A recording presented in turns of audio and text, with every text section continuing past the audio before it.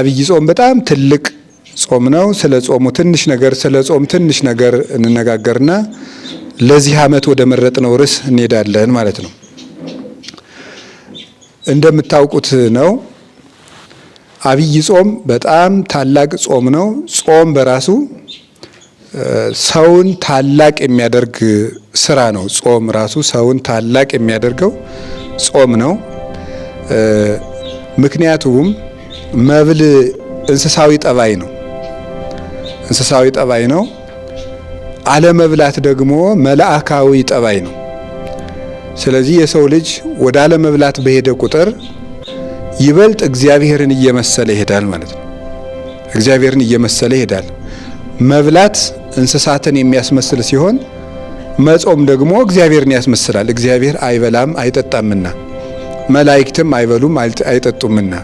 በተለይ ደግሞ የእግዚአብሔር ቤተሰቦች አሁን በአዲስ ኪዳን በብሉይ ኪዳንም ይህን አድርገውታል አባቶቻችን። በአዲስ ኪዳን ይበልጥ ደግሞ ክርስቲያንነት ማለት የሰማዩን ሕይወት በምድር መቅመስ ማለት ነው። የክርስቲያኖች አኗኗር የመንግስተ ሰማያትን ኑሮ በምድር መቅመስና መለማመድ ነው እንጂ የመንግስተ ሰማያት መስፈርት ማሟላት አይደለም። ጾም ራይት፣ ጸሎት ራይት፣ ምጽዋት ራይት እያሉ ኤክስና ራይት እያሉ የመጽደቂያ መስፈርት ማሟላት አይደለም። መንግስተ ሰማያትን በምድር መለማመድ ነው። ክርስትና እሱ ነው። መንግስተ ሰማያትን በምድር መለማመድ ነው። ጌታም የሉቃስ ወንጌል ምዕራፍ 17 ቁጥር 21 ላይ የእግዚአብሔር መንግስት በመካከላችሁ ናት ሲል ለዚያ ነው። መንግስተ ሰማያት ኋላ ሂደን የምንገባበት የሆነ ከተማ ሳይሆን አሁን በምድር ላይ የምንለማመደውና የምንቀምሰው በአቅማችን የምንኖርበት ህይወት ነው መንግስተ ሰማያት የሚባል። ስለ ሀገር አይደለም የምናወቀው። መንግስተ ሰማያት ባልን ጊዜ ከእግዚአብሔር ጋር አሁን ያለን ህብረት ነው መንግስተ ሰማያት የሚባለው። ስለዚህ የመንግስተ ሰማያት ኑሮ መብል የለውም፣ መጠጥ የለውም፣ መጋባት የለውም፣ ድግስ የለውም፣ ምን የለውም። ስለዚህ የመንግስተ ሰማያትን ኑሮ እየበላን መኖር ነው። ኋላ ሳንበላ የምንኖረውን ጨርሶ ሳንበላ የምንኖረውን ህይወት አሁን ጥቂት ጥቂት እየበላን መኖር ማለት ነው መጾም ማለት። ስለዚህ ጾሙ የሚበዛበት ምክንያት ለዋናው ህይወታችን እንድናደላ ነው። ከዓመቱ ዕለታት ውስጥ የማንበላባቸው ቀናት የሚበዙበት ምክንያት ምን ለማድረግ ነው? ወደ ዋናው ህይወታችን ትኩረት እንድናደርግ ነው። ቅዱስ ጳውሎስ ከርስ ለመብል ወመብልኒ ለከርስ እግዚአብሔር ይስዕሮሙ ለክልኤሆሙ። መብል ለሆድ ነው፣ ሆድም ለመብል ነው። ሁሉንም እግዚአብሔር ያሳልፋቸዋል። ያገባ እንዳላገባ፣ ያልበላ እንዳልበላ የሚሆንበት ጊዜ ይመጣል ብሎ እንደተናገረ ዋናውን ህይወት እዚህ እንልማመድና ከዚያ ዋናው ኑሯችን ውስጥ ሄደን እንገባለን ማለት ነው። ስለዚህ ጾም የሰው ልጅ ክብሩ ነው ማለት ነው። የሰው ልጅ ክብሩ ጾም ነው። የሰው ልጅ ክብሩ ሰውን ሰው የሚያሰኘው ጾም ነው። ሰውን ደግሞ መብል ያወርደዋል አይደል? ምክንያቱም ሰውን ያወረደው መብል ነው። አዳም በልቶ ወረደ። በቃ ሰው በምን ይወርዳል ቢባል በምግብ ነው የሚወርደው።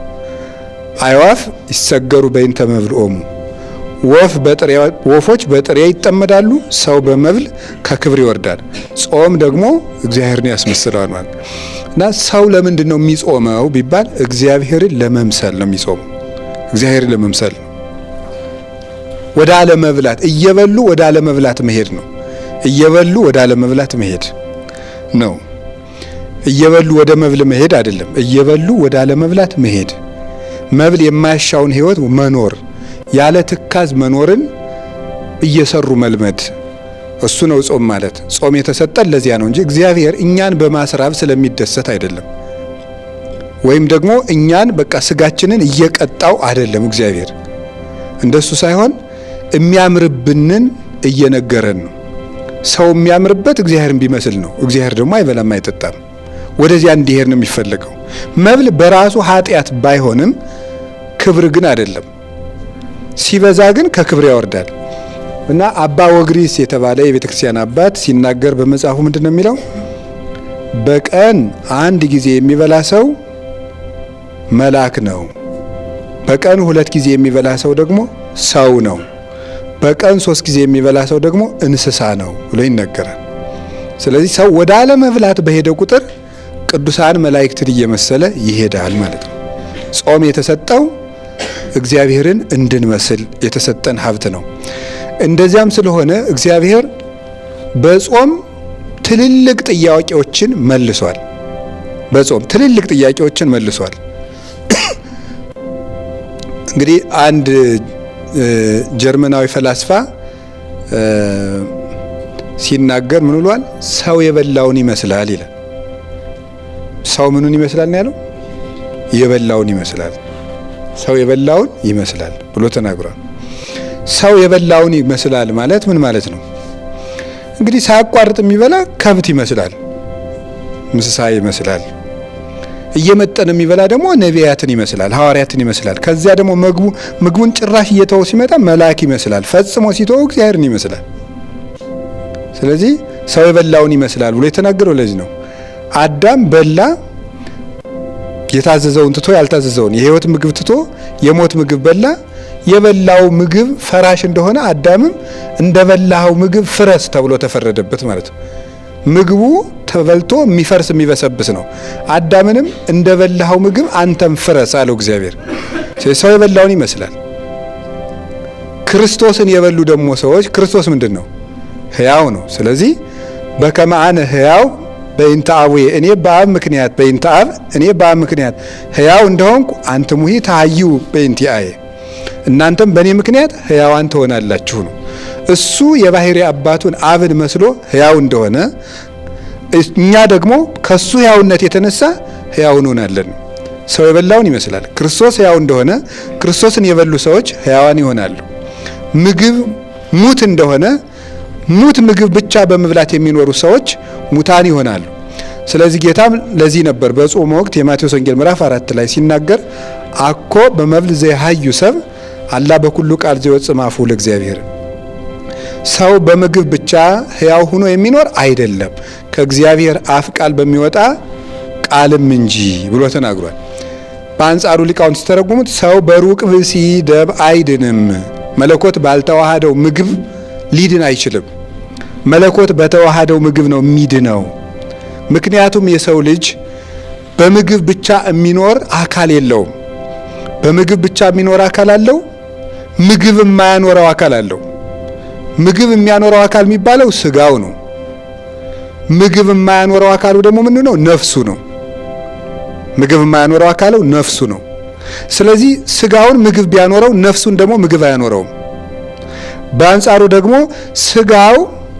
ስጋው ራሱ በምግብ ለዘላለም ሕያው መሆን አይችልም፣ ፈርሶ ይቀራል እንጂ የስጋ ሕያውነት ከነፍስ ሕያውነት የሚመጣ ነው።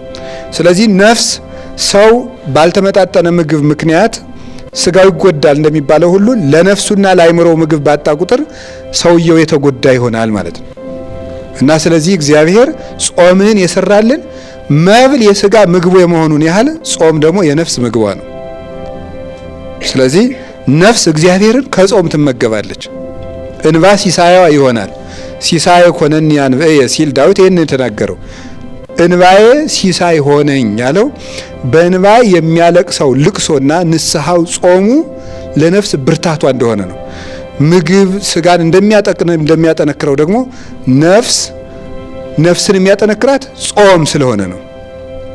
ጾም ነፍስን ያጠነክራታል፣ ኃይል ይሰጣታል። ምግብ የነፍስ ሸክሟ ነው፣ መከራዋም ጭምር ነው። የሚወለደውም ከዚያ ነው፣ የነፍስ መከራዋ።